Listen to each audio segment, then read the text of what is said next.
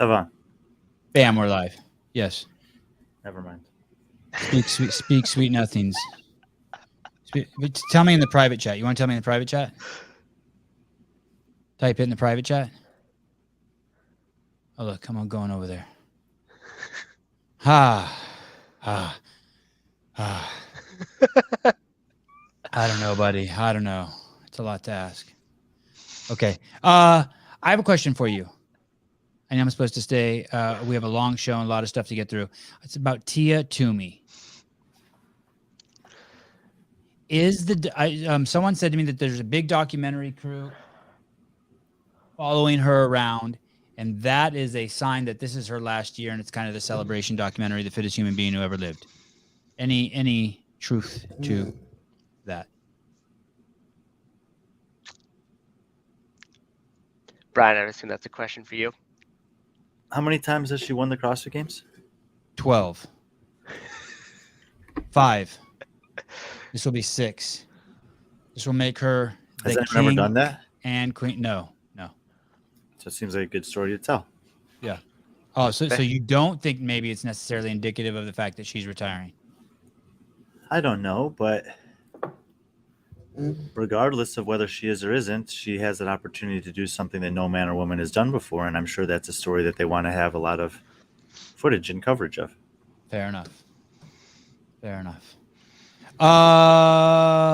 We got 3 events, but I have Howell and J.R. Howell and the Thumb coming on tomorrow to talk about that. Maybe if we have some time at the end, we can talk about that. But I'm very excited because I do have Jay Crouch, either the first or second place winner of that bike event, which is really cool. Right, John? Tell me how cool I am, how smart I am. I think you only have that because Ricky told you to have that. Everyone has their sources. According to James, Tudor and Dallin are going to tie at the finish line. Who? According to James, Tudor and Dallin are going to tie at the finish line. Oh, my goodness. Those bikes can't even hold Dallin. Tires are just going to go flat. And if that's true, this is the last chance someone will have to beat Tia, which makes this pretty exciting. Since the workouts, before we dig in, since the workouts, 3 of the workouts have been announced, has that affected any of your predictions for tonight's show?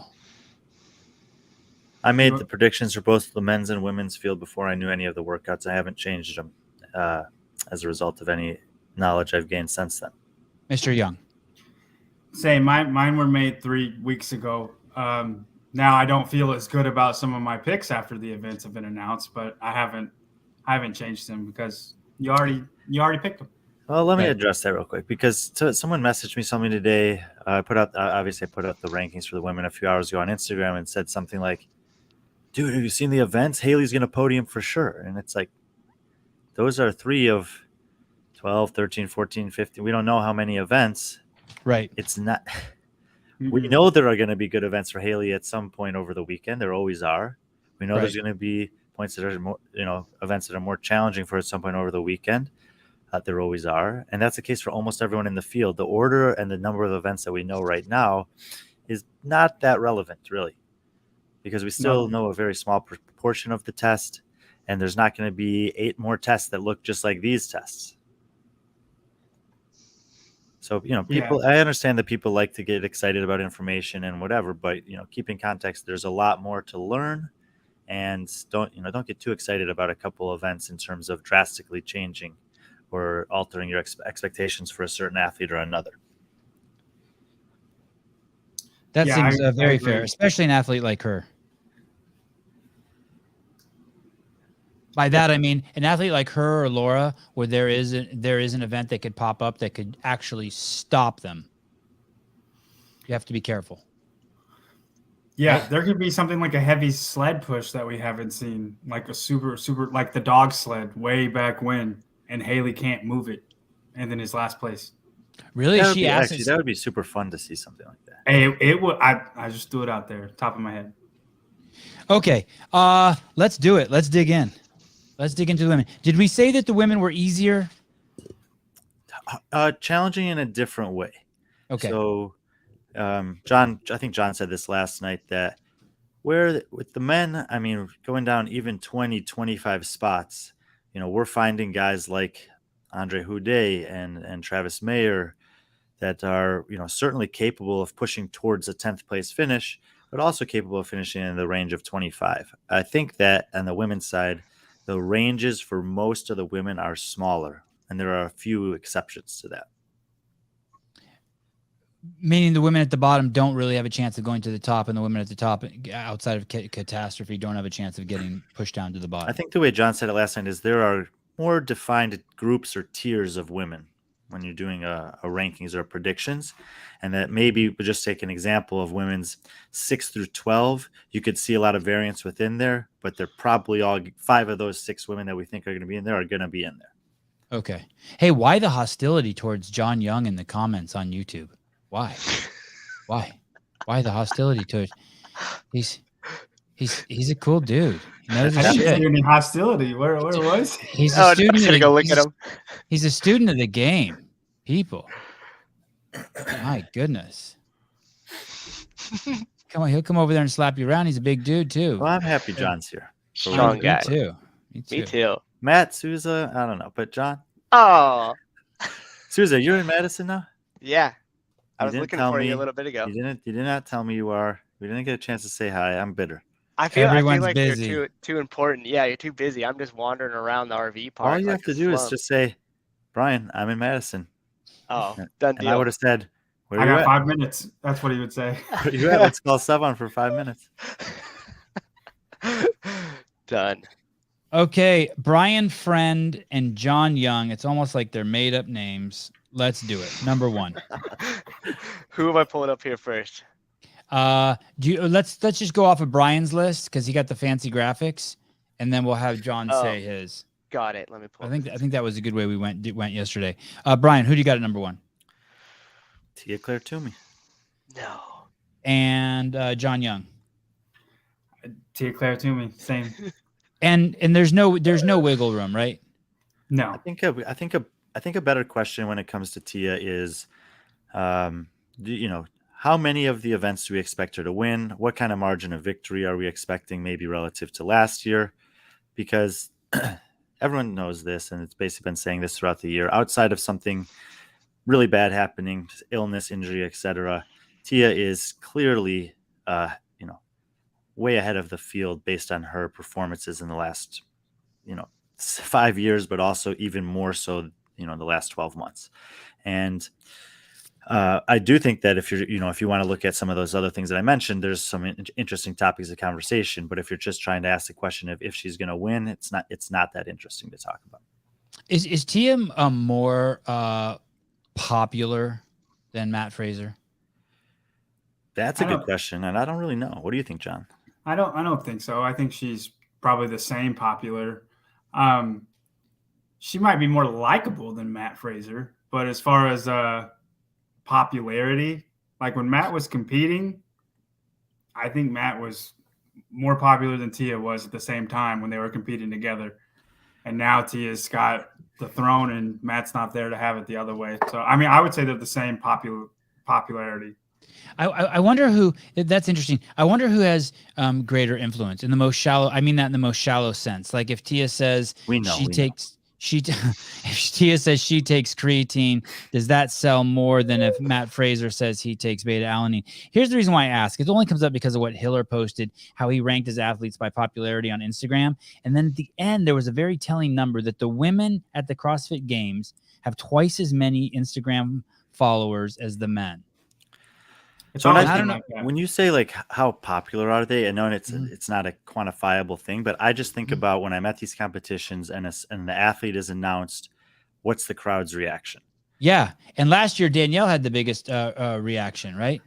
Well, what I was going to say is throughout Tia's career, there have been other women that have gotten bigger ovations than her regularly. Sarah Sigmund's daughter being the biggest standout in that regard. Right. At almost every competition she goes to, regardless if she's competing to win or she's showing up to compete after an injury or whatever, the reception for her is massive.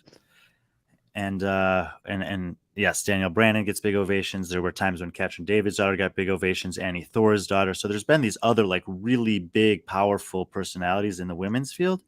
And on the men's field, Fraser was that guy for a long time. And of course, there's people that love Vellner and love Brent and BKG, but I don't think that the support for those guys, and I'm literally talking about the cheers from the crowds, rival what I would hear when Annie was announced or Sarah was announced or Danielle was announced. Okay. I'm so happy that Brian's picks are better than the morning chalk-ups. They didn't have Laura on the podium. I watched that too, but they did have some interesting picks, and we'll bring that up in a minute. They definitely went out on a limb, and I enjoyed the show. I believe they're talking about the show with Jamie Hagaya, Lauren Khalil, and some lady I haven't seen before. Bella Martin, I think, was on that show. Bella Martin. Does she have an? Okay, stay on topic. Sorry. Okay. Who's your number 2? Who's your number 2, Brian? Laura Horvath. And Mr. Young. I have the same. Laura Horvath. Okay. And your number 3, Brian? Mallory O'Brien. And John, your number 3? Gabby McGowan. And your number 4, Brian? Haley Adams. And Mr. Young? Haley Adams.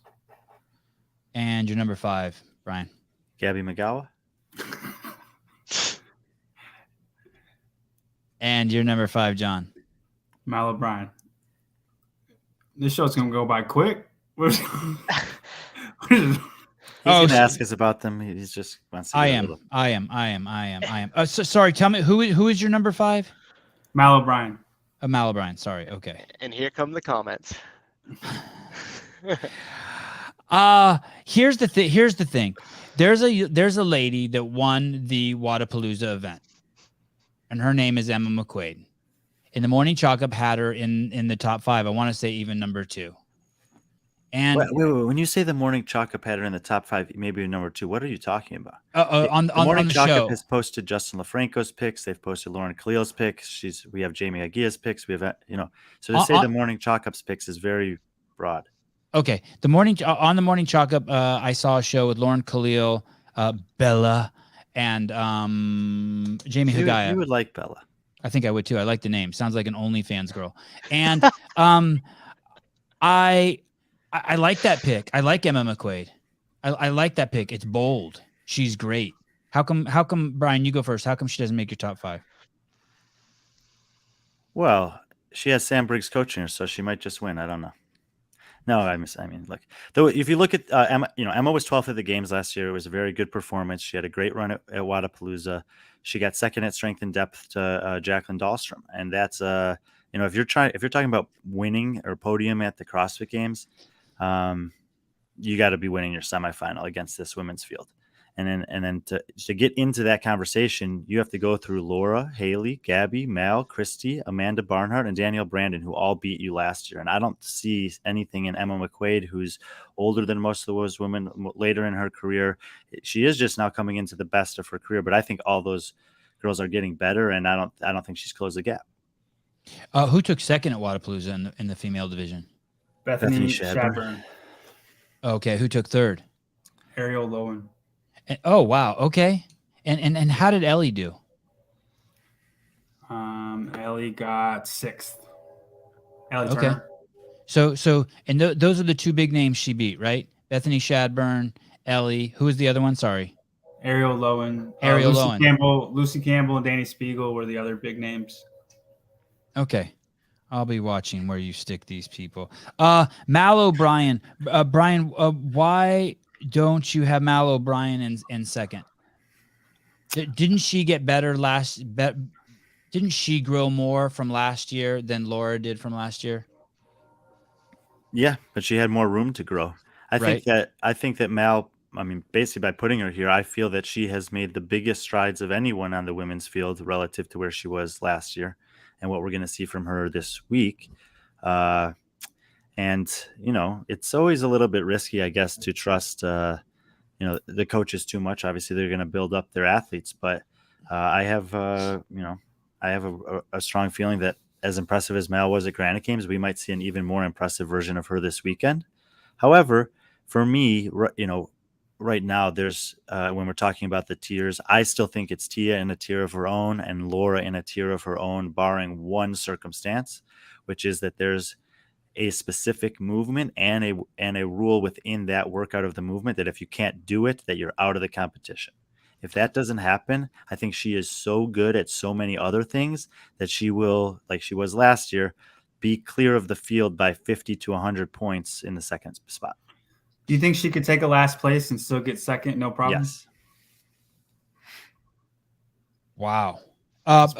Cool. John, whose hole is bigger? Laura's being upside down or Gabby McGawa climbing ropes? Laura's. Laura. But Gabby's hole will come up a lot more than Laura's.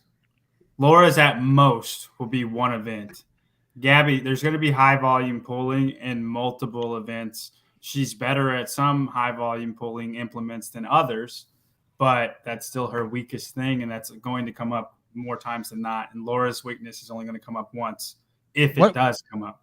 What other stuff does Gabriella McGawa not? So you're saying pull-ups, muscle-ups, bar muscle-ups, ring muscle-ups. You're saying all of those pulling things, Laura's better than her?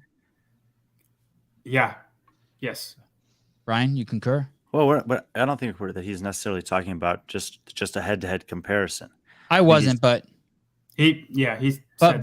But since we're leaning that way, I'm just curious why. I was moving from the fact that you guys both have Laura in second to why John has Gabby so high. Well, the case that I would make for putting Gabby that high is that the thing I think she's worst at, which is legless rope climbs, seems unlikely to pop up this week because they forced the CrossFit themselves, being Adrian Bosman and his team, forced everyone in the semifinal stage to do that movement. And there are other upper body pulling movements that are also difficult, like ring muscle ups or pegboards, that I think would be better included in this test, knowing that all of these athletes already proved that they could do the legless rope climbs in advance. Have you guys seen ropes at the venue? Have you guys walked around the venue? Have you seen any rigs set up with ropes dangling? I haven't really gone into the venues at all. Okay. I haven't seen anything. It still looked like they were setting up, and most of it was blocked off, and you couldn't access it because I think all the athletes are checking in and warming and like wandering around, so they probably want to block them from that. So, Brian, you wouldn't rule out rope climbs. You would rule out legless rope climbs. I think it's as a guess. Yeah. I mean, well, as soon as I saw CrossFit program them in the semifinals, I was making the assumption in April or whatever when we found out that there probably would not be legless rope climbs at the games, and that there probably would be either ring muscle ups or pegboards or both. Okay. And look, Gabby's like, those are things that she's not great at, but I think she's better at those than she is at legless rope climbs. And she can manage them much, much better than she can legless rope climbs, because once you blow up on a legless rope climb, you're kind of screwed. And once you blow up on a ring muscle up, you can just wait 5 seconds and still do another ring muscle up. And obviously we have the same 5 women in the top 5. And so for Gabby's sake, if the thing that she's worst at is not in the competition, that's a really good thing for her. And it could potentially be the difference, the fact that workout, maybe she takes a 30th, and a pegboard workout, maybe she makes a 20th, and those extra 35 points or whatever could be the difference between a 5th and a 3rd. Go ahead. Sorry, John. Go ahead. I've just looking at Gabby lately, like she looks much leaner than she does. Just eyesight, like she looks much leaner than she did in 2021. I don't know if she is or not on the scale, but she looks much leaner. Which she looked different in the photos I saw. Also, I think the scale. I thought she just had her eyebrows done or something. I thought she could weigh. She could weigh exactly the same. But I mean, that's what I'm saying. I don't know if it's But I know this is what Sevan wants me to say. I trained with her earlier in this week. Yes. And she did look amazing. Speaking of big heads, I saw a picture of we had Ricky Garrard on earlier, and I saw a picture of him and Roman Krennikov together. It's like fucking 2 bodies with pumpkins on their shoulders. Crazy. What size hat do those guys wear? What? He does, Roman does give a Shrek-like vibe to him a little bit. Yeah, totally. I feel. Okay. How close is Mal O'Brien to getting on the podium? Are we talking? It's going to come down to the final event, Brian? I mean, sorry, not Mal O'Brien. Sorry. How close is Haley Adams to getting on the podium? Both you guys have her in 4th place. Does it come down to the final event? We see her and Mal go to war, or her and whoever? I think I really do think that the margins between Mal, Haley, and Gabby are going to be fairly small. And I think, I don't know about the final event, but I think coming into the last day, each of them will still have a chance to podium. John, how close will Haley Adams be to getting on that podium? I mean, I agree with Brian. I have all 3 of those girls on like equal footing. And it's honestly, it's just going to depend on how the programming is for the games and who it favors the most. It's going to favor one of them more than the other 2. And that will decide the 3rd place. Maybe it might, but it could just come down to execution. Sevan, 12 points. She's going to miss the podium by 12 points. Damn, I love it. Thank you. You the man. Wow. And you know that because you worked out with Gabby McGawa and crew. Now, let me propose this to you. Totally irrelevant correlation, but okay. Let me propose this to you. Matt Fraser pulls Mal O'Brien aside. I agree. C Hill, I totally agree. Y'all sleeping on Cara. I agree. We'll get to that in a minute. Matt Fraser pulls Mal O'Brien aside and says, "Hey, your only chance of beating this girl is just to push her into the red zone. You have to push Tia into somewhere where she hasn't been before. You have to come out so fucking hot and make her so fucking uncomfortable." John's already not like, fuck you. No way. You have to do something that makes really, really fucking out there. You're going to have to risk it. Or are they playing it safe and just trying to get Mal on the podium? Because Mal has to risk her own demise by doing that. But why not push Tia, make Tia chase her? Well, it's a great question. And it's and honestly, I think it's one that maybe Fraser doesn't want to communicate directly to Mal, but he should be contemplating that. And he has to make the decision. Do I really think she can beat her? And if the answer is no, it's like, this is what I tell people when I play disc golf. If you have a putt from 35 feet away and you don't think you can make it, don't try to make it. Put it so close you can't miss the next one. But if you think you can make it, you have to understand that you might hit the basket and roll another 35 feet away and take a bogey. So in this case, I think that there are still a lot of women that were ahead of her last year, namely those 3 women, that she has to, she can't overlook them. The one thing that I'll say is I don't agree with the concept that if you want to beat Tia, you have to do it as a group. If you want to beat Tia, you have to do it. You can't count on anyone else doing it. And if I beat her in one event and you beat her in another and John beats her in a 3rd event, that doesn't matter. Right. Because where are you finishing in the event that I win? And where's John finishing the event that you win? If that's a 7th and a 9th, Tia's taking 2nd, 3rd, or 4th on all of those workouts. And even though she didn't win them, if you're not taking 2nd and 3rd on the workout she's winning, and you're not also beating her as often as she's beating you, you're not going to beat her no matter how many times she loses to someone else. Right. So if you are coming in, whether you're Mal O'Brien or anyone else, and you actually want to take a run at knocking Tia off the top of the podium, you have to be aggressive, you have to take a risk, and you have to do it in every event. And I think that would be dumb to do because you're not fitter. She's not fitter than her. I you know what I'm saying? Yeah. I hear you. So you think it's also more important that she get on the podium than take risks? I think she should just do her best and see where she lies and not worry about where it is. Like if she makes I know that's the traditional wisdom. But she's not fitter than Tia. She knows she's not fitter than Tia. So trying to go all out to beat Tia every single workout, she's going to run herself into the ground and then get 5th when she could have got 3rd. Right. And I think that's the way, like, you need to know where you are in the field. And, like, you could shoot above where you are, but you can't shoot 4 levels above where you are. And that's where Tia is. John ranked her 5th because he thinks she's going to risk it. I ranked her 3rd because I don't. Well, then why are we arguing the reverse points? I don't know why we're arguing the reverse points then. Because that's what this is about, John. Daniel Brandon and Laura Horvat had an Instagram commercial released today for Rad Shoes. Are these types of things a distraction for them? Rad Global Shoes, great disc golf shoes. Okay, fair enough. I'll take the plug. Yeah, I did actually. Great. Okay, good. Yeah, great disc golf shoes. And a really, I mean, I don't know the owner, but just from his Instagram account, it seems like cool as shit. The dude. He's amazing. Yeah. Yeah. What's the dude's name again? Ben. And what? Messi? Ben Messi? Ben Massey. Massey. You call him Massey. I call him Messy. Is this a distraction for them to be fooling around with their sponsors and doing commercials and dressing up? And You call him Ronaldo, I call him Ronaldinho. Same guy. Okay. Right? Oh, wait a minute. Or does it help them? Does it pump them up? Does it pump them up? I don't think they were filming that commercial today. I don't think it really matters much. Okay. Different. Well, at the right time, the sponsors will leave them alone.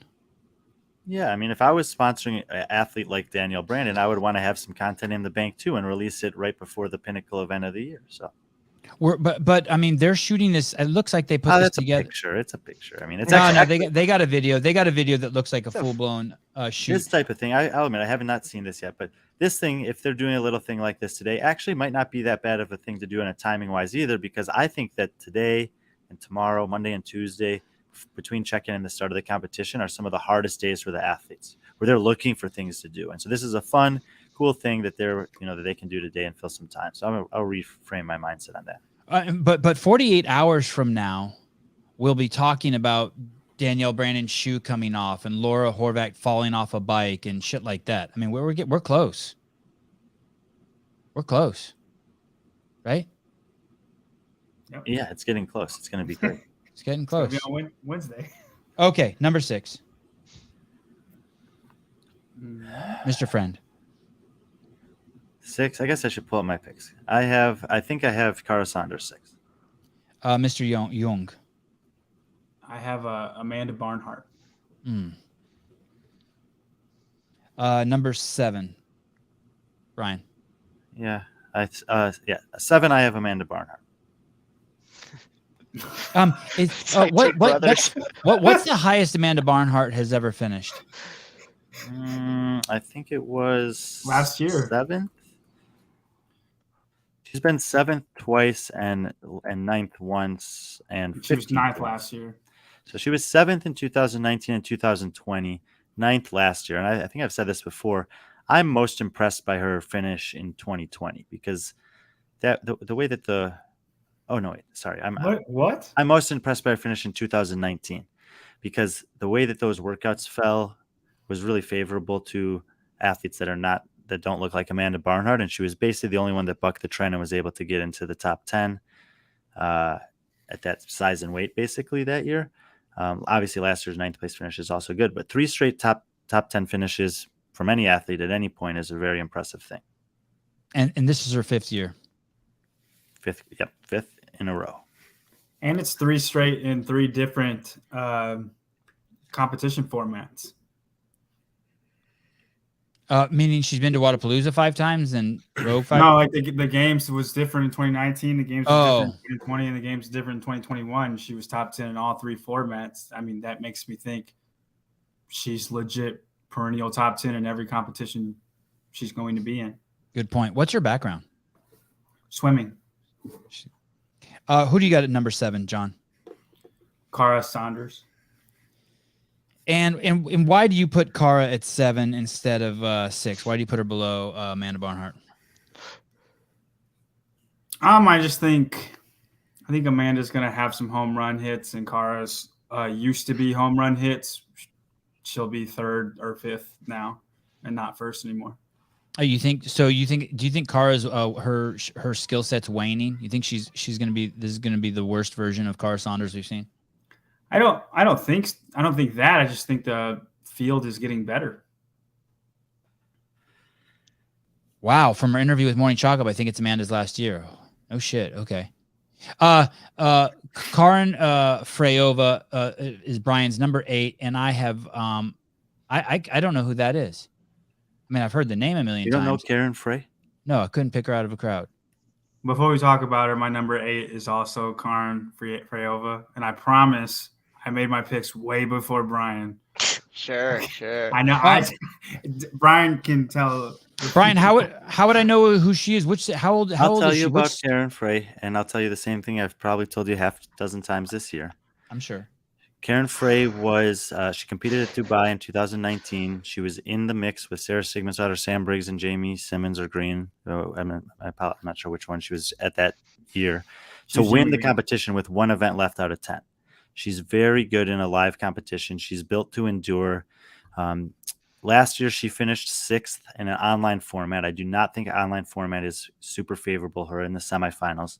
The 5 women who beat her last year at semifinals all finished 13th or better at the CrossFit Games, and I would have picked her to beat 3 of those 5 women. That not Laura and Gabby, I think, were the ones that beat her, but the other 3 I would have picked her to beat them at the games, which means she would have been inside the top 10 last year if she's made the games based on that logic.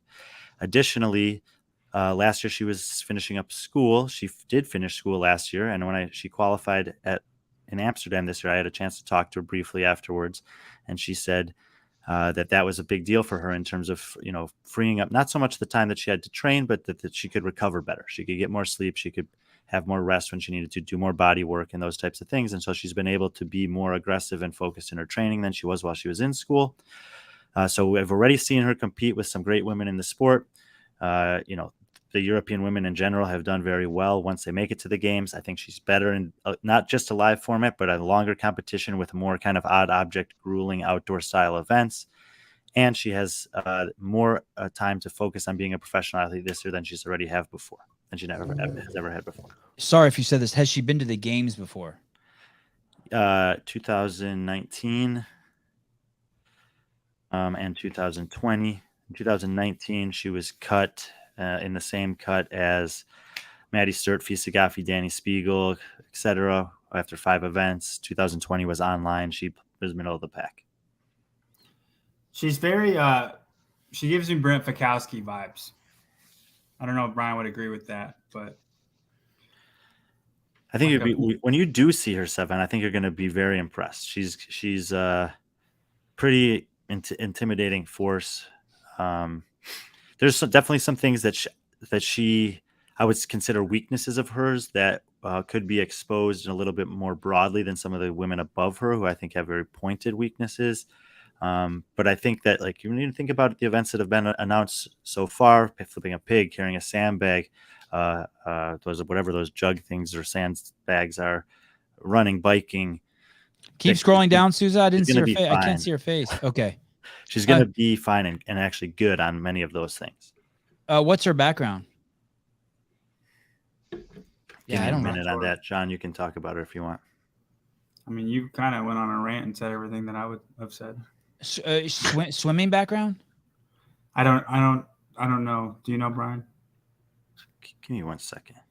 Does anybody? So she's kind of like part Emily Rolfe, part Laura Horvat. Her build. She looks tall. Yeah, I think she's like 5'9". Oh, I knew that there was something. She has a handball background. Oh, handball. Shit, that's gangster. Mm-hmm. That's super gangster. Wow. Her listed coach is Miko Salo. No kidding. Ooh.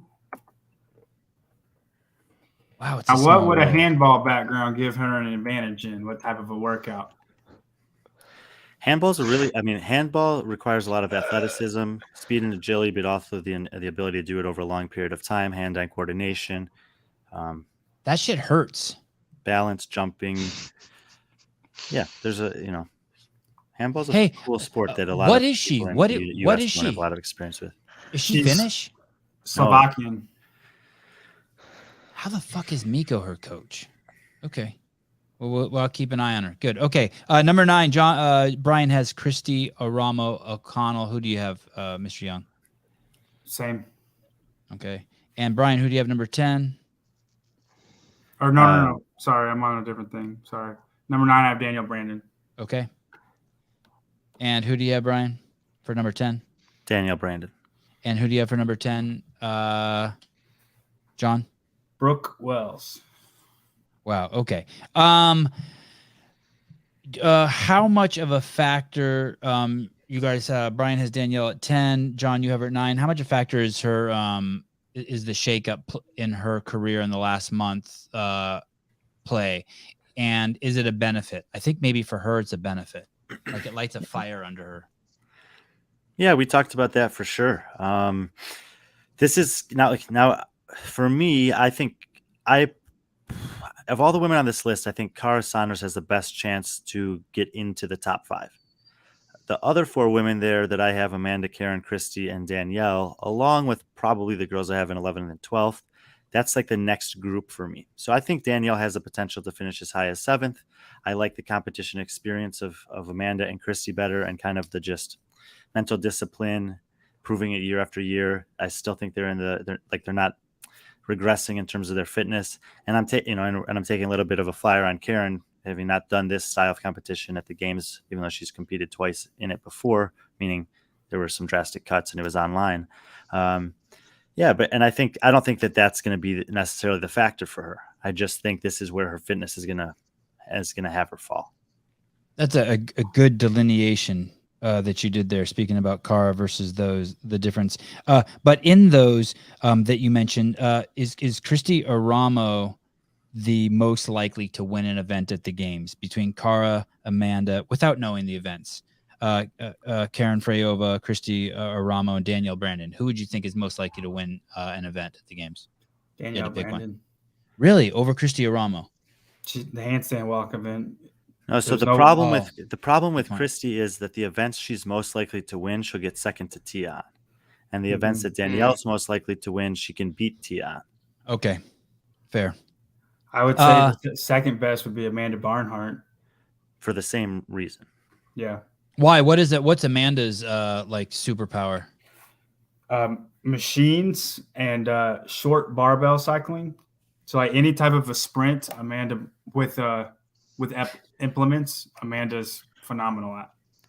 And she has won a workout at the CrossFit Games each of the times she's competed at it in a live setting. Amanda has. Whereas Christy's only won one workout at the games in her career, and it was in 2018, and it was on 30 ring muscle ups. But she's been second like 4 times in her career, all to Tia. Wait, Amanda's won an event at the games every year she's been? Not the online version, but she did win an event in 18, 19, and 21. Wow. Do those events all look alike? Clean and jerk speed ladder.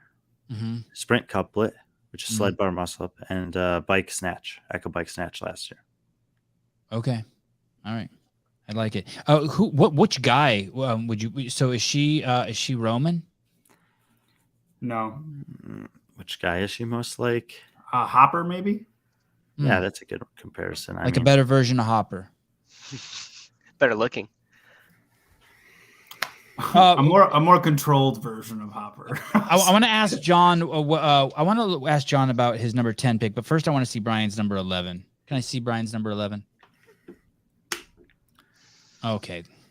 How did you get Brooke? How do you have Brooke Wells up there? So she has the injury. Yeah. But she also has some amazing performances at the semifinals, but she also overheated and looked like someone fucking punched her between the eyes when she got off the assault runner. Did you see that? Do you remember that, John? Yeah. How do you get her in the top 10? She's still untested, right? She's got some. Well, I mean, I honestly just put her there from her past performances. In 2020, she made the top 5. In 2019, she got cut because she stepped in the line. And 2021 looked like she was going to finish top 10, like in the 6th range, 5th to 8th range before she blew her elbow out. And I think that fitness is still there. She might not have faith in her lifting as much, but the rest of her fitness would still be there. And I think that'll come out to 10th place. And I also thought it would be a good story for Brooke to make the top 10. I think it's within the realm of possibility, and I would like it to happen. So I put her as 10th. Brian, Brooke Wells, what did she place at the semifinals? Was it 4th or 5th? It was within 1 point of 4th or 5th. Either way, I thought. Oh, right. She was in that 3-way. I think she was 4th. Rebecca was 5th, and right. And okay. Okay. So on one hand, points wise, it wasn't a impressive performance points wise, but for some reason, I do remember it being impressive. Like, holy shit, she's back.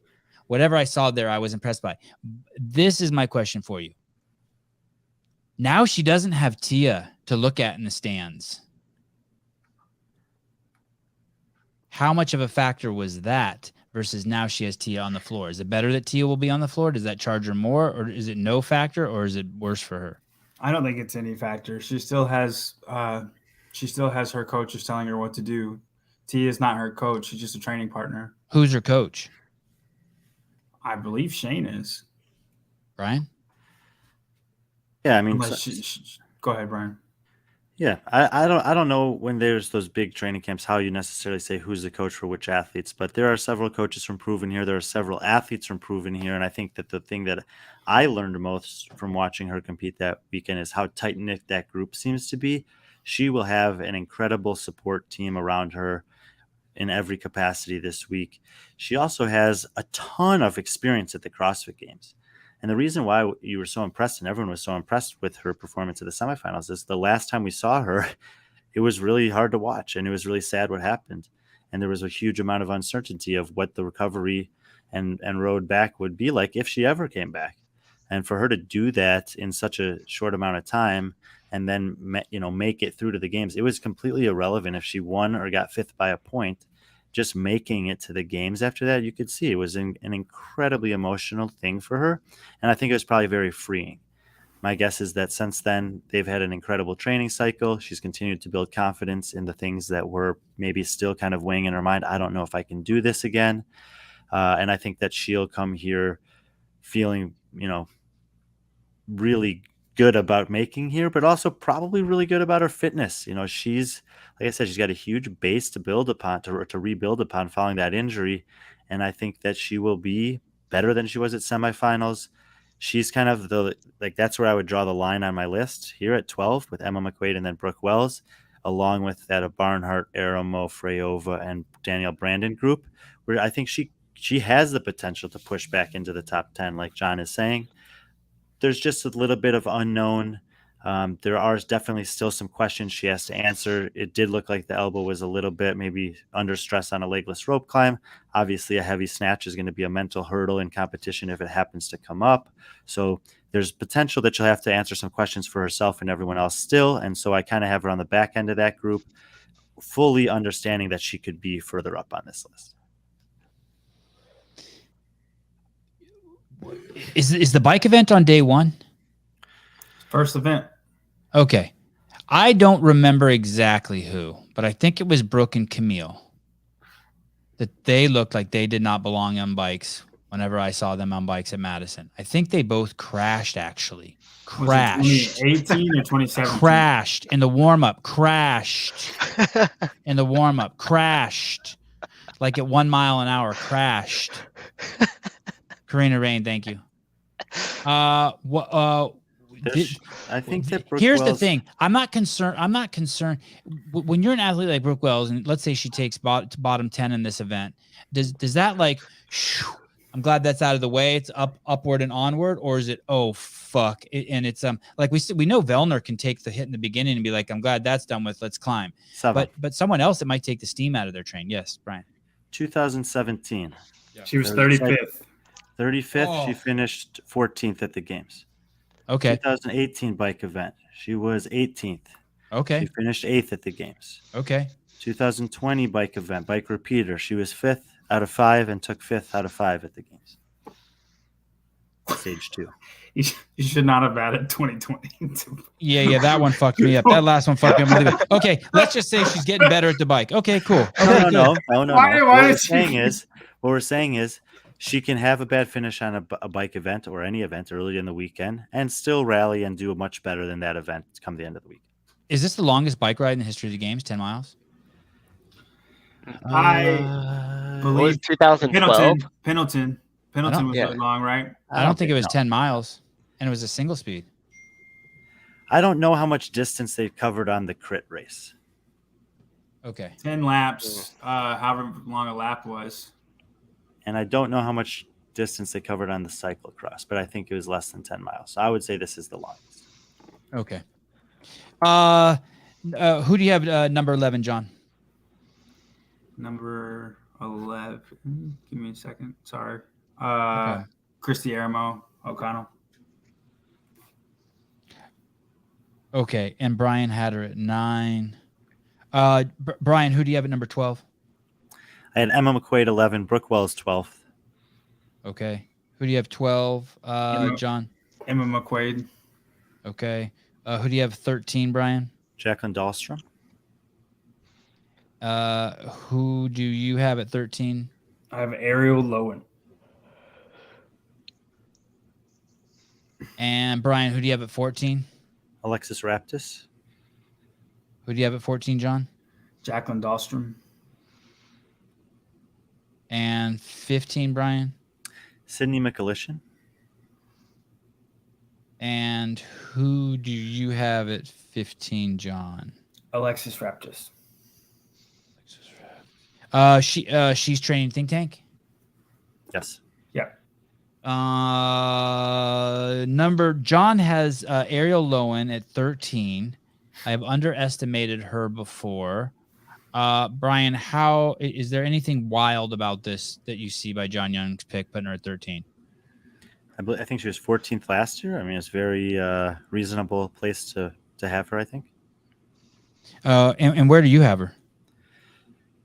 I have her 16th. Oh, okay. So, I mean, basically the difference between his pick and my pick there is Sydney McAlishan almost. I mean, Yeah, same people. Sydney's the only one that's there that's not there for me. Why this is Sydney's second games? Yeah. Do any of these ladies that you have in here, it's their first games? No one yet, right? Alexis Raptis. Raptis. Oh, okay. And that's the only one. it's only rookie so far. Okay. And how old is she? 23, I think. Okay. Who do you got? I'm ready to keep going. Unless you guys want to stop and talk about one of these. You're the question master. Okay, let's go. Number 16 for John Young. 16. I got Ellie Turner. And one of the best in the game, but massive holes. Right? Just massive holes, right? But just amazing. Like, is she gonna have an event win? Sorry, not my event. Sorry. Let me say that. Is she gonna take it? Is she gonna have a second place? She. Have a second I think she. I mean, right? I mean, right? I think she's capable of multiple top threes. Okay. Brian? What? John said that he thinks Ellie's capable of multiple top threes. Do you think she's capable of multiple top threes? No. One top three. At best. Wow. Okay. All right. I think that in almost every discipline that will be tested as like the limiting factor of a workout, it's like pretty easy to identify at least 3 women that are really, really good at that thing. And I think that there's a very small number of events where she can push into the top 3. I do think that there are a few more events where like 4 through 7 is a possibility for her. And that's fair to say. I would change it to multiple top 5s. Let me see. There's some athletes where the longer events benefit them. More events in the competition benefit them, right? There's some athletes where more events hurts them. Is Ellie Turner that one? And is she in that stage in her career where more events hurt her? It's more of a chance that her holes will show up. I'm not more of a chance that her holes will show up. Yeah. Like, does she prefer semifinals to games as opposed to someone like, Vellner prefers he's probably good at both of them. But there are athletes out there who prefer Vellner more events. I think, Vellner's going to shine on the longer and harder and more diverse the test is, the better he's going to do because he has very few holes. And those 1 or 2 holes can easily be offset by the variety and plethora of things he's excellent at. Yeah, I mean, look, if you look at Ellie Turner's games last year, and first of all, I do think she's improved quite a bit from last year. I have her moving up, I think, 8 or 9 spots on this ranking from her finish last year. She did have a 4th place finish. That was her best finish, and it was towards the end of her competition. She got cut after 10 events. She had a 4th place finish on the 9th event. I don't think it had anything to do with where that event was placed. That was a good event for her, but that's exactly what I'm talking about. That was pretty much as good as it gets, and she was able to finish fourth in terms of a style of event that she's going to excel in. She also had finishes of 34th, 33rd, and 30th. My guess is those will improve, and that's why I think she's going to improve at the games.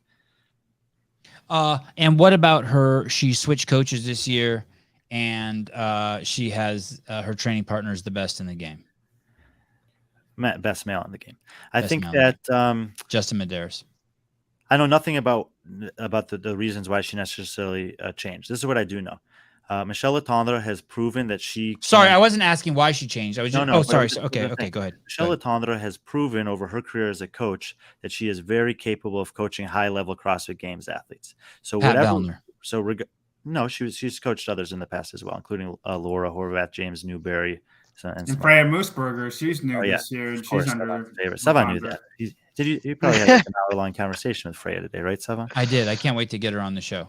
It's going to be awesome. In a little bit in the list too. Yes, I sent her a invite to the show, please, Souza. I will do.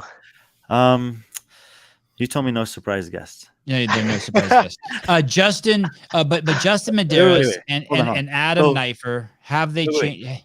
So she has a great base from her training with Letendre that is going to transfer over to wherever she goes as a positive.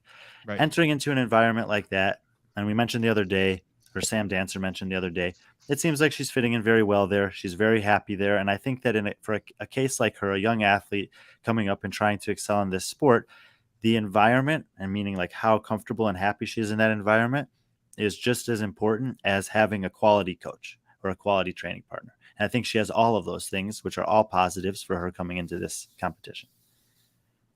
How's her handstand walking? Not good. Not good. Last time we saw her. Are you talking about last year's bad. games event? Say it again, John. I mean, she struggled at Wadapalooza too. Didn't she take last at the games in that workout? It was bad. It was a bad finish. But I would say, right? I won't say that just because you did bad at the handstand walking workout at the games last year that you're bad at handstand walking. That was a really challenging handstand walking test. And, handstand walking could show up in a capacity where it's like, do something over here, handstand walk across the field, do something over here, and go back like a strongman sphere style event. And she might be just fine at handstand walking in that capacity.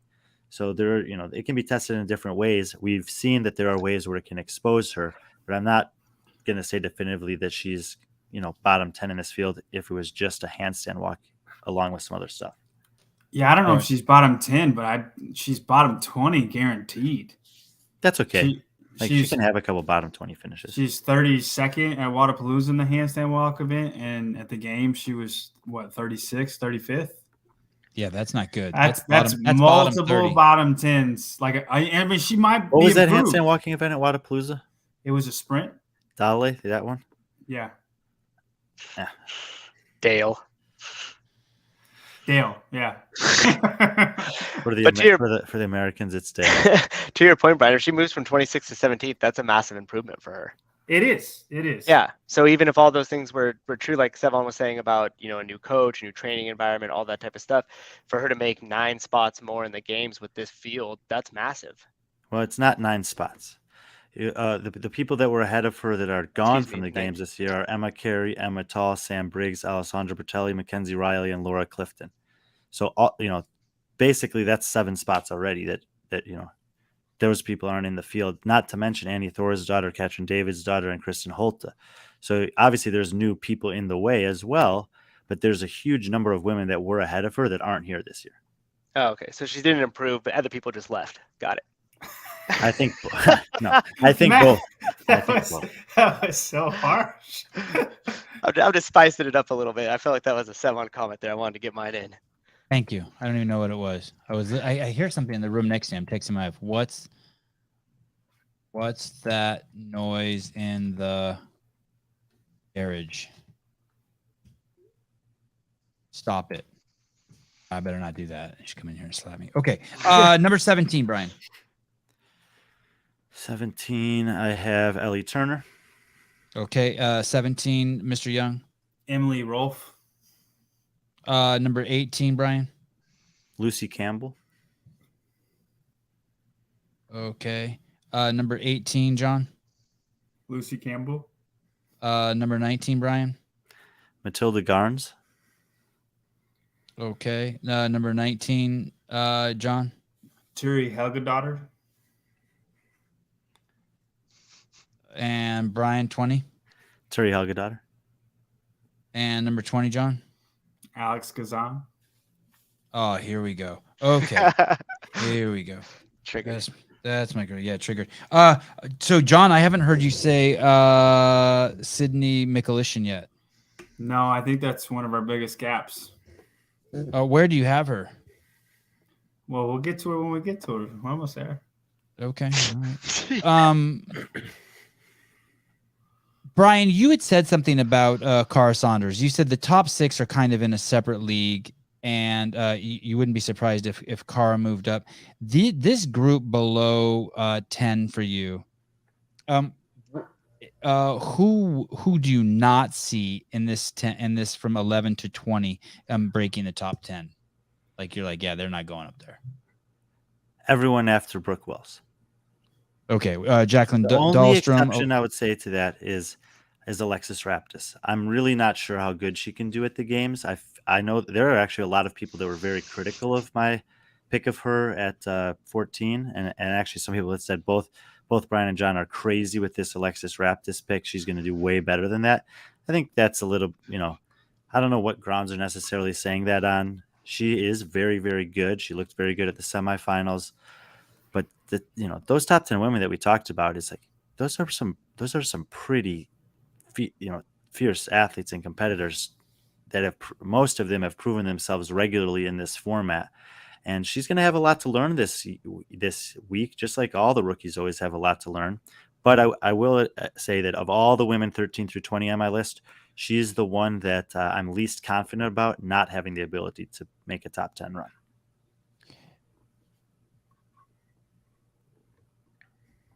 I'm listening to that sound in the room next to me. I'm guessing. I wonder if it's the washer. I wonder if it's You're fucking fixated on it now. Oh, I'm fucking driving me nuts. I want to get someone. I hear you say that, but what about Karen Freyova? You're saying that Karen Freyova is better than Alexis Raptis, and you guys both have Karen Freyova at 8. I don't even know who that is. That's not. That's not your problem. You should know who she is. I've talked about her at least a half dozen times. I've heard her name. It just doesn't stick. Has she flipped anyone off? Does she hate me? Like, those are the only people I remember.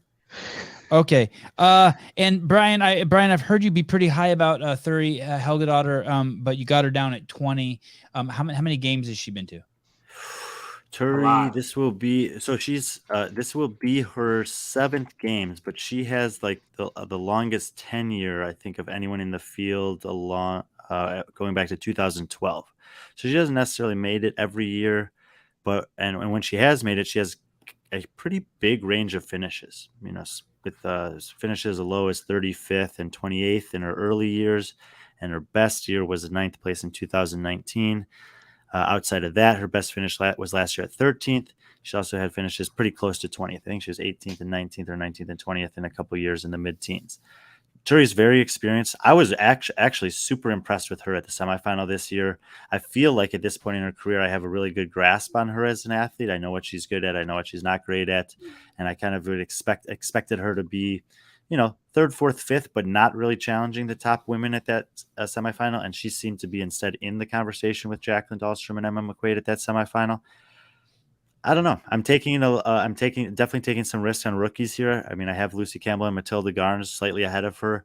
Competition experience at the games would definitely give Turi the edge over them. I just happen to think that those two women are, pretty good athletes that can manage this type of competition. But I don't know that. So it's a little bit of a risk or bold prediction to put both of them ahead of her. I could have had her up there at 17 or 18, I suppose, but I feel good about her, in the 15 to 20 range in this field. Someone in here said, where is it? Damn, I looked away for a second and scrolled away. She is svelte. I mean, granted, her body composition has changed. I remember when she came in 2012, I was like, who the fuck is this? Who was the girl who had the British accent, but she would compete under the American flag, and she was an Olympian in boating? Who is that? Anna Tobias? Anna Tobias. And what was her name before? Anna Tunnicliffe. Yeah. Yeah. Another girl, that was another lady who I would see and I would be like, man, is that really a CrossFitter? And she would come and she would fucking tear shit up. And I feel that way about this is the first year that Thury, I was like, okay, she's starting to look a little more stout. You know what I mean? Like she can throw the weights around a little bit. And you're saying that she is she's the most tenured person in the field if you go by when they first came. Is there anyone else? And she showed up at the games the first time in 2012. Has anyone? And it's 2022. And that's Cara Saunders is the only other one from 2012. Yep. Crazy. I think Tunnicliffe Tobias may have had a kid. I think I chat with her sometimes on Instagram. She did do Masters one year when Briggs went Masters because she was one who beat Briggs. God, she looks better now than even when she did when she was young. That CrossFit shit really works. Oh, is that her? Is that Danielle Chaffee? How is she an American, but she had an accent? Who's that guy on the right? On the right. Maybe that's not Danielle Chaffee. I can't tell. No, okay. It's definitely not. No. Okay, so she's not a threat to the podium. After 10 years, she's just here, just hanging out. No, she's competing, and I think she should believe that she can do just as well, if not better, than last year. I don't think she's going to. Brian, number 17, Emily Rolfe. Will we see an event win from her? Is she a serious threat to Tia on this biking event? Well, obviously, I think in the biking event, right? She's a triathlete. She did. Brian doesn't have her 17th. Sorry, John. Sorry, John. Did I say Brian? John, you have Emily Rolfe at 17. Are we going to see an event win from her? I think it's possible. I don't know if we will, but there are 2 events where she already announced where she could be in the running. Which are they? Literally. Which are they? Which ones are they? Every event that has running in it. And biking, right? She's a triathlete, So, right? For instance, like the 2A, 2B one where you run and then you do the jerks. Yeah. If she decided to just sell her soul on the run, she's going to probably should do. Well, yeah, and she probably should do because she's not very strong. And just do like James Newberry did whenever he sent it on the bike in the Total Ring workout and beat Fraser. Like Tia will not beat Emily Rolfe if she sells her soul because Tia is going to hold back a little bit so she can jerk a whole bunch and still have advantage. Why do you get scored? Wait, but you get scored on the jerks, not on the run, right? You get scored on the run. That's one workout, and then you get scored on the jerks. That's the second workout. There's 2 scores. Okay, I thought it was going to be just the total number of jerks. And are they both worth 100 points, Brian? Yeah, I think they're. I don't know what they're called, 2A and 2B or something like that. But the strategies that different athletes employ for these 2 workouts is going to be varied. And Emily Rolfe is a great example of why. She is towards the bottom of the field in terms of her shoulder to overhead strength, and she's in the top 5, possibly the top 3, maybe even the top 1 on certain running style workouts. If she thinks she can push it on the run and get 100 points, even if she takes last on the lifting, that's 102 total points between those events. And there will be women that take 25th and 22nd that get less points than that overall. Like if I was her, I would put my Reebok shoes on and I would run as hard as I could. And that's $13,000 that she's going to get. And that for that 400. Why would you not do that? The 400, 800, 1200. It's a combined time for the repeats. This 200 pounds. My God, these women are strong. This 200 pounds. Do they take it off a rack or? It's off of jerk blocks. And okay. So even if you screw up the lift, it doesn't go to the ground. No, which is huge for some people. That is a really big deal that they get to do that. Hopefully, it does not go to the ground. If it does, something's gone really wrong if it goes to the ground, right? No. That's a problem. Everyone who's done CrossFit knows, like, sometimes you put something overhead and then you lose stability, and if you drop it in it, like that could happen. especially think if you're coming off a high heart rate of a run. That's a part of execution, though. I don't think they should be like have help to get it up. I think they have to clean it up, put it back, and. You mean you're saying if you come off the blocks, someone shouldn't come out there and help you? You're toast. Yeah. I mean, the time caps are so small that if that happens, you're probably done within that working interval anyway. Yeah, it's a We're going to massive see it mistake. come off the blocks. I can't wait to see the setup. God, I hope this is going to be amazing. That reminds me of when the wheelbarrow would tilt over. You know what I mean? Like that Yeah. was a big element of it. And when that dumped, you were screwed. You were basically out of the running. But you had to get your wheelbarrow back and put your bags back in. I'm saying if this happens and the time runs out in your rest minute, I think you have to put the weight back. Oh, interesting. You know what I mean? Because you're the one who threw the weights off. Right. Steven. Careful, blow me, buddy. Blow me. Okay. So Emily Rolfe. Emily, this is day one's good for Emily Rolfe. I mean, two out of the three of me. I don't know if she's going to be great at the biking event. She's a triathlete. What are you guys talking about? She's going to be the best. Who's going to be better than her at that? Laura. Yeah. Haley. Everybody in the top She should do fairly well on this event. She should do very well on the running event. She should do very poorly on the lifting event. I think Emily's going to be top 10 after day one. Emily Rolfe. I think she could be. Maybe you say after these three workouts that you know. These three workouts. It's possible. I think. So they haven't. There. These aren't all on the same day. The ones they've released. No, these are 1, 2A, and 2B. We don't know if that's the totality of the workouts on day one. Okay. Yeah, but he's talking about the Capital event, which is not on day one. No, it's not on day. But she might have a chance on that one too. I think she would have a chance. Yeah. I hope Tia carries it up the stairs without putting it down. I think Laura's got a better shot than Tia does at that. Good point. 21, Brian. 21, Paige Semenza. John. Emma Lawson. Oh, nice. Rookie year. Yep. 17 years old. Is she that young? I don't think she's that young. Could be competing in the teen division this year, right? Correct. Oh man, then she the only one in the field doing that? Yeah. Guys, that's worth just being a fan just for that. She deserves a standing ovation for that. Yes or no? It would have been more. It would have been more well celebrated if not for Emma Carey and Mallory O'Brien last year also doing the same thing. Okay, fine. If Olivia Kurtzsetter did the games this year, that would have been really celebrated. But 22, John. Brian. Emma Lawson. Oh wow. Okay. John, 22. Bailey Rail. Who's bigger? Who's bigger, Thury or Bailey Rail? Bailey. Bailey. Okay. Yeah. So when you see them standing next to each other, Bailey looks like the more formidable person. Turi is very tiny, and that's what holds her back in workouts. 23, Brian. Emily Rolfe. Wow. No respect. 23, John Young. Sydney Mikulishin.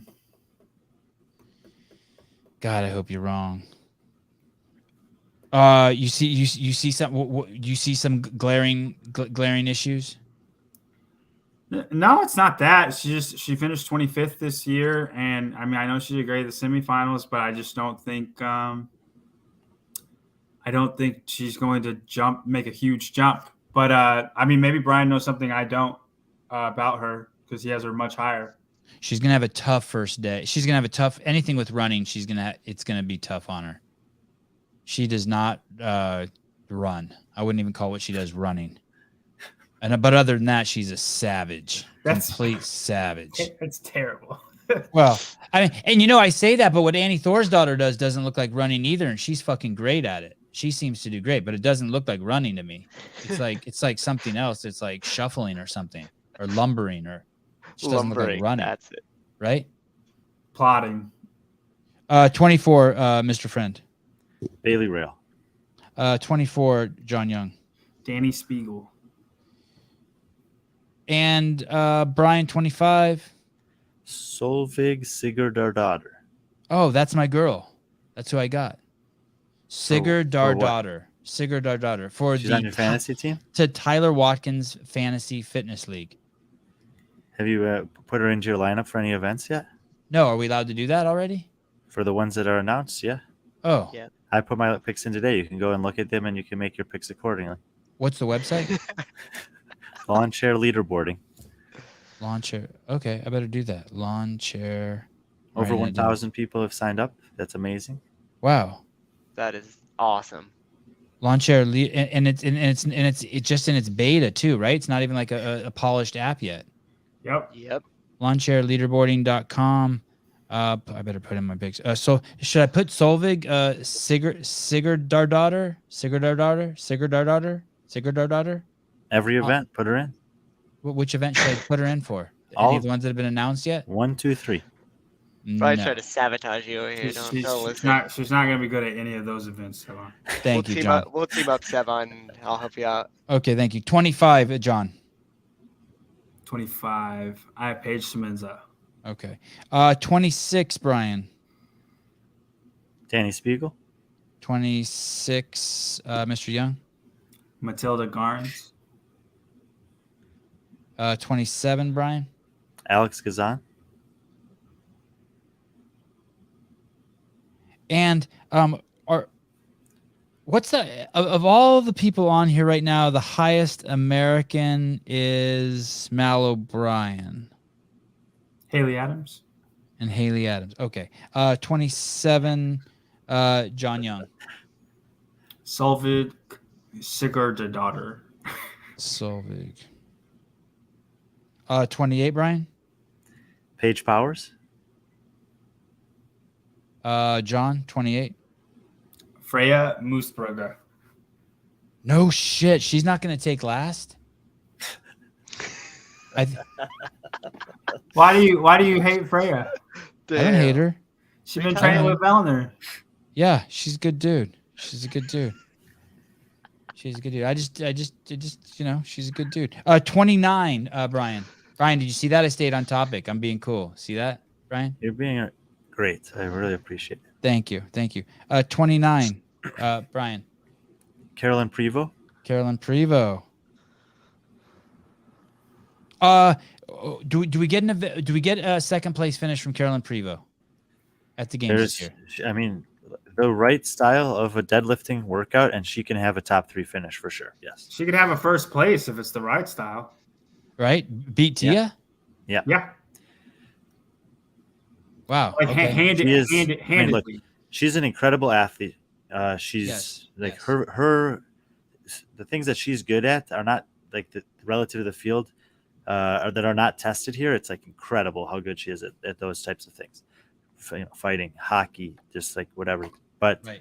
in terms of things that will be tested here, she's also world class, meaning the best in the world, I think, at a very, very specific deadlifting for reps style workout.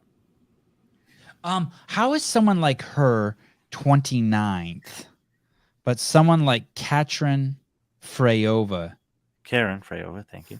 Yeah. Sorry. Karen. Karen Freyova. She comes from handball. I need to interview her. Does she speak English?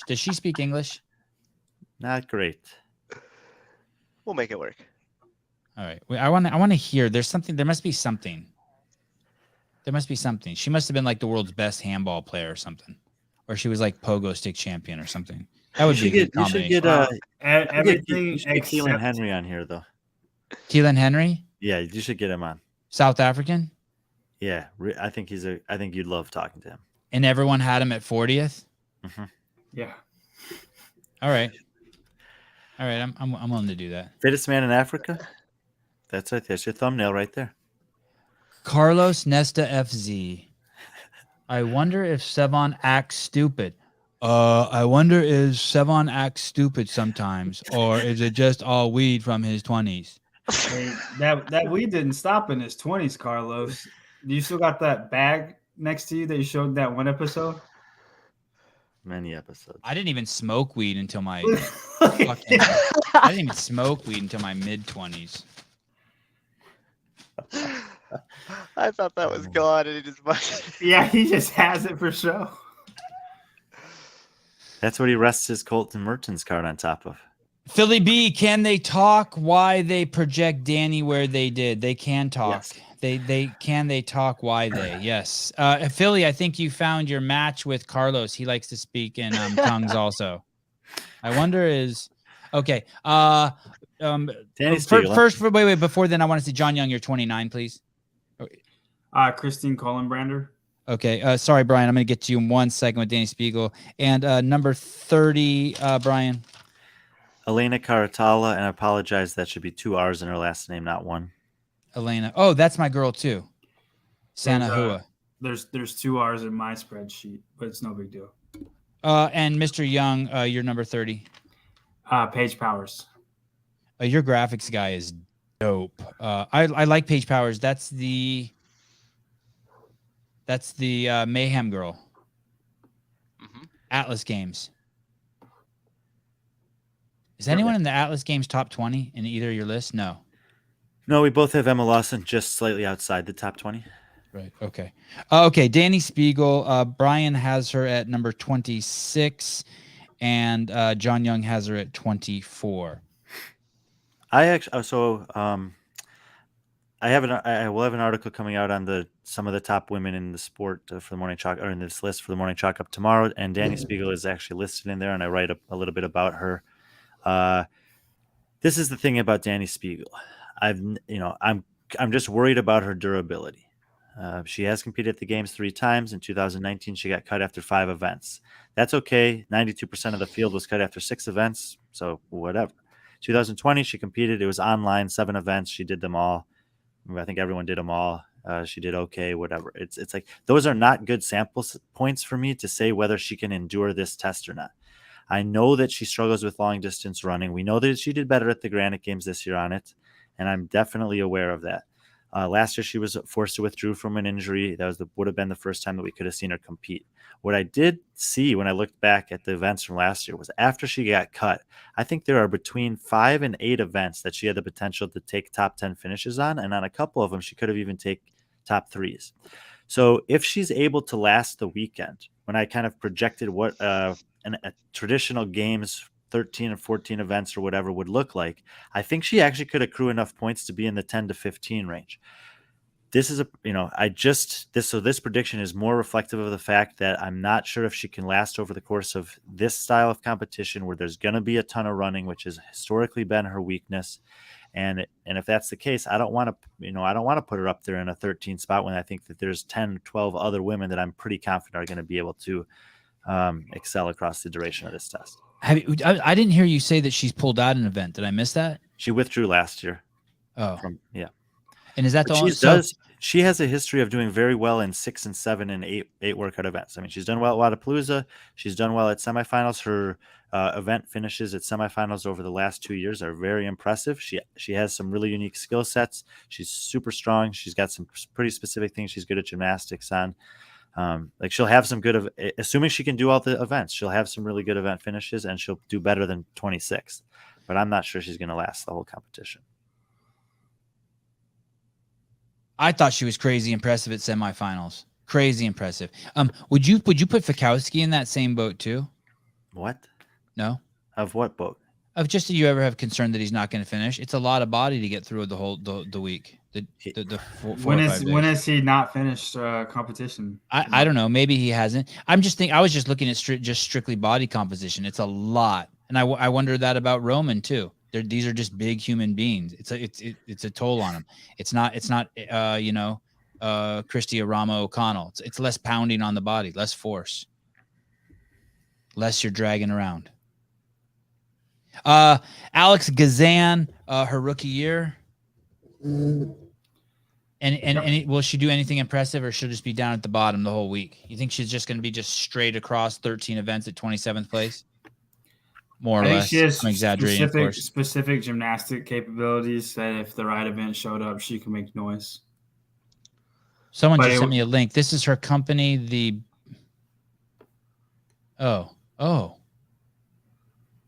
Sorry, I thought someone sent me a link to Danny Spiegel's OnlyFans page, but it's someone else's OnlyFans page. Okay, I apologize. Does Danny Spiegel have an OnlyFans page? Sorry, stay on topic. Okay. Sorry, John. What were you saying? Do you have any concerns about Danny Spiegel but not making it the whole week? Yeah, half the competition she doesn't finish. Okay. Especially the longer ones. Like Brian said, she's very good at 2-day competitions, but when it's 4-day competitions, she tends to get more beat down than everybody else or most people. So some people are like, man, I just want to be top 10. Danny Spiegel's like, man, I just want to finish the competition. Like she could finish anywhere between 15 and 30. Okay. I would push that even up to 10th. Wow. Wow. She's one of the athletes I think has the biggest range of finishes. And look, I hope that she's able to last the competition because she's incredibly popular. She has a great capacity in certain things to be very exciting and perform very well. And that's, those are the type of athletes that I want to be in the competition throughout the competition. I want to see people that excel in certain things push Laura and Haley and Gabby and Cara and Tia in those things that they specialize in. And she does have the ability to beat Tia in an event, and not many people can say that. Whoa, that's a good point. That's a great point. 31, Brian. 31, I have Christine Coleman. John. I have Carolyn Spencer. Carolyn. Spencer. Who? Caroline Spencer. One is Caroline Connors, now Caroline Spencer, married to Austin Spencer. Second consecutive year at the games. I might have her in my. She might be she might be my backup. None of the picks that we mentioned in the top 15 he recognized as being on his team. He knows all the bottom 15. Christine Coleman, you had it 31, and some chick named Carolyn Connors, you have it 31. God, that name's okay. 32, Brian. Carolyn Spencer. Carolyn. Why Carolyn Spencer? Can we call her Carolyn? Oh, is this Austin Spencer's wife? I just said that. Yeah. Oh. Holy shit. Okay, now the picture is starting to make sense. Good. Wow, they're stoked.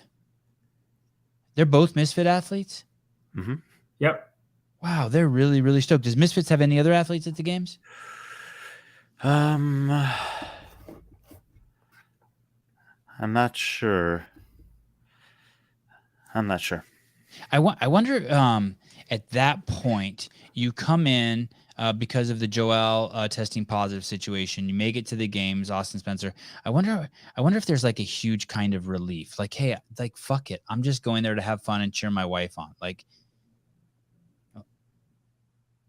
we got to get him on the show too. Did we have him scheduled? Paige Semenza might be Misfit.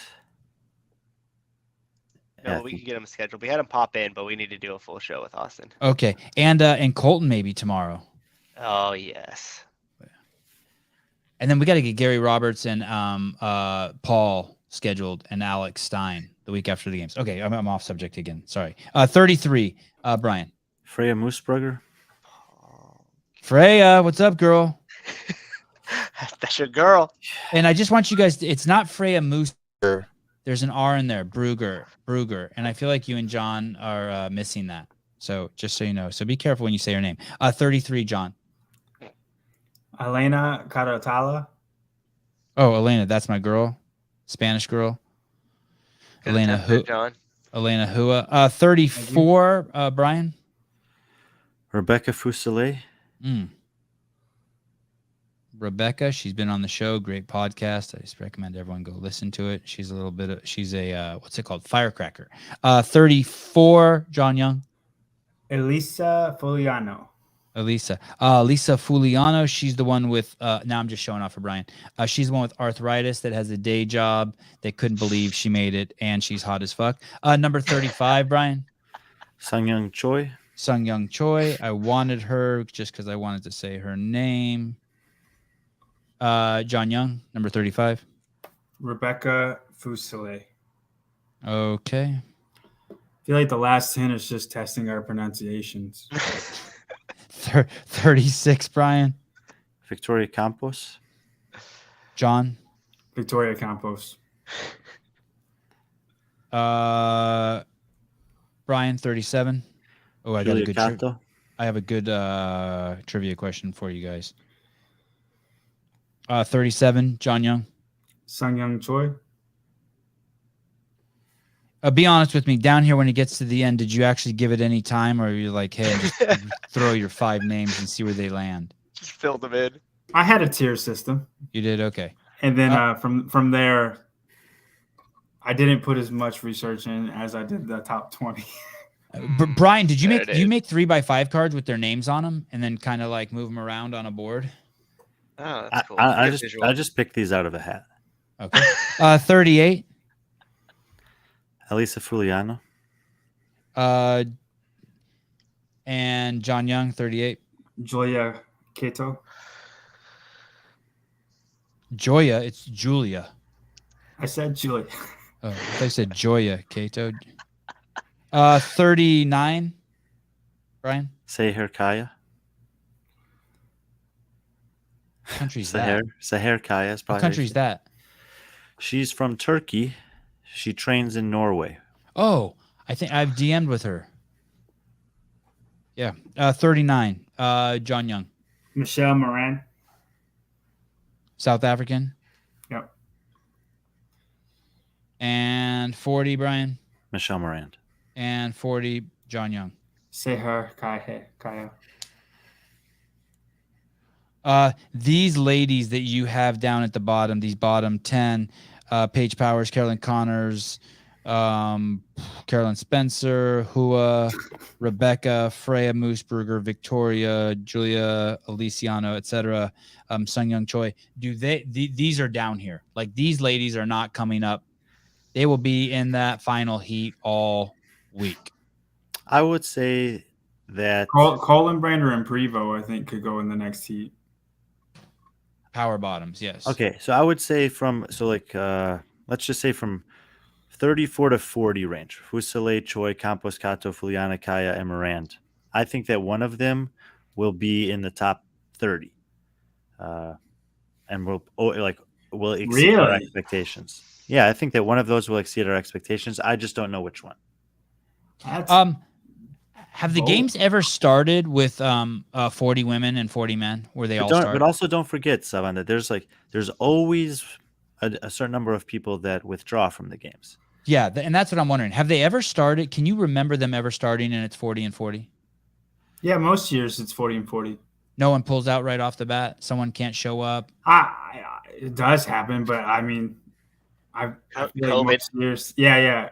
Most years they start 40 and 40. I'm just looking let's check 2016, for example. In 2016, all 40 women started and all 40 men started. There we go. 2016? Yeah, there were only one withdrawal on each side that year. It was Yona Koski withdrew after the swim, and it was Alethea Boone who withdrew after 100% when she ruptured her Achilles. Okay. Oh, yeah.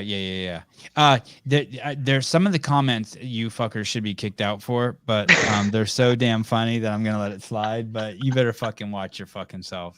Fucking slap you guys around. Fuck nuts. Okay. I like these lists, and this list does feel more certain than the men's list. Can we show you something that Mike Halpin made earlier today? Please. Susan, do you have it ready to go? Yeah.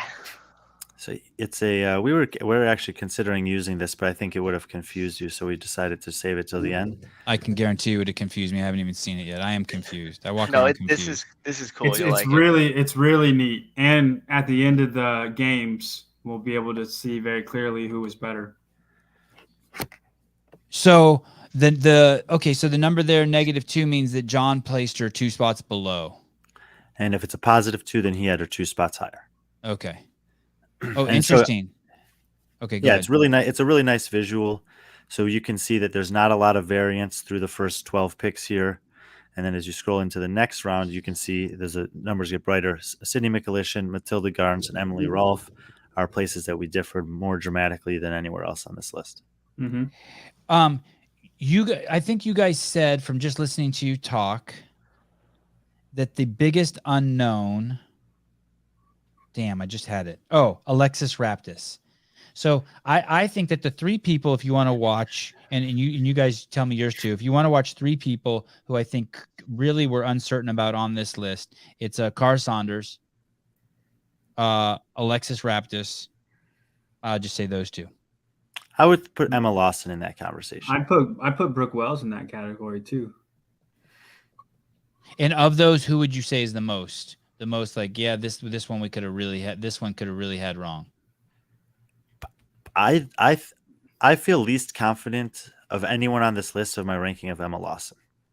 Okay. And just to be clear, the difference between placing someone, the way I think of it is if you place someone fourth who ends up taking second, that's like more off than if you place someone 40th and they take 30th. It's like, fuck the guys at the bottom. Who cares if they fuck that up?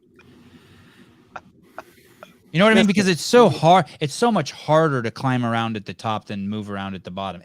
Those knuckleheads, like anything could have happened. They slipped on a banana peel. But that makes sense to what you're saying. Because it's crazy to talk like that about any of the 40 fittest women in the world. But shit, here we are. We have the lowest discrepancy in the top 10. So that would lead to what you are saying. I would agree with that. Mr. Radio Slam, you shouldn't believe anything on Reddit. Just so you know. No, never. Do you? I know we're talking about the women, but he's got this for the men too. Do you want to see the men? Because it's very similar as far as our differences weren't that big. Yeah, sure. It's incredibly close. Mm-hmm. And you guys aren't surprised either, right? I'll be honest. When I saw John's rankings compared to mine, there were certain athletes that we had so similarly ranked that I didn't think we would, and that was true for both the men and the women. And he surprised me with Roman. This is a perfect place to have a big difference, Dallin, right? Because there's a bit of an unknown. It's his first games. Yeah, if there was going to be someone that you guys were going to have a huge discrepancy on, that's the guy. Susan, can you scroll down this one a little bit? Samuel Quant's probably our biggest discrepancy. And Panchik. Yeah, but I would say like Quant's probably more likely to do what you've said, and I think Spencer's probably more likely to do what I've said. Like we both took a risk a different type of way. Mm-hmm. And Quant's another unknown. Like of course, if there was going to be someone different, with that massive discrepancy, it's going to be Quant. Yeah. So like a good example of what I was just referring to is Emma Lawson. I thought that her range of finishes was like 10th to 30th, and I put her 22nd, and John had her 21st. I could have seen her putting him 5th. I could have seen him putting her 15th. I could have seen him putting her 27th. And the fact that he ended up with a ranking that was one spot away from me, and that happened on multiple occasions where I was like, wow. What does this mean? FTW. Mike Halpin, fuck the whiteboard. What's FTW? For the win. For the win. Okay, Brian, do you have any news that you can share with us that you about anything, any of the athletes? Everyone look healthy? Anyone limping? Anyone with ice on their shoulder? How'd it look today? You're there, right? Yes. I have played Tommy Marquez in disc golf twice, and his pec is bothering him a little bit. And who won between you and Tommy in disc golf? Dude, I'll tell you what, both Tommy and Chase Ingram rarely ever play disc golf. I play all the time, and I usually only beat them by like 5 or 6 shots. They're very, very good for not playing very often. Yeah, I don't. I know Chase is good at swimming, and Tommy's just fucking good at everything. He was at HQ. It's really fun to play with him. They're very competitive. They're very athletic. Good body control. And so it was nice to be able to do that. Were they asking about me? Well, we did kind of speculate how you would be doing at disc golf. Tommy also is much better. He says he's much better at ultimate frisbee. I said, so Sevan is also very good at ultimate frisbee. In fact, you two would probably be an incredible combo in ultimate frisbee because you could throw it and he will chase it down. Yes. That's a team I could get behind. Holy shit. The Tommy and Sevi. He throws this shot, the this self shot like this. It's usually called the tomahawk, but he calls it the Tommy Hawk. Yeah. I'm familiar with the Tommy Hawk. Yeah, I'd even call it that for him if he'd get on the team with me. Okay. I love this. I think we did a great job covering this. I'm happy. And the games will commence in less than 48 hours. Wednesday, what time does this sucker roll? I think it's probably less than 36 hours now. It's 10 to 10 Central. Oh, and what time is the first event on Wednesday? 10. It's teams, Is it right? 10? Okay, so 36 hours and 26 minutes. And I think teams are first, correct? I'm not sure, actually. Or they're last. Never mind. They're the last event. It ends with them. All right. Any final words, thoughts? This was fun. Thank you, John, for coming on. I don't know. I haven't been paying attention to any of the comments, but I appreciate the time and work that you put into doing this. And glad that you were able to jump on.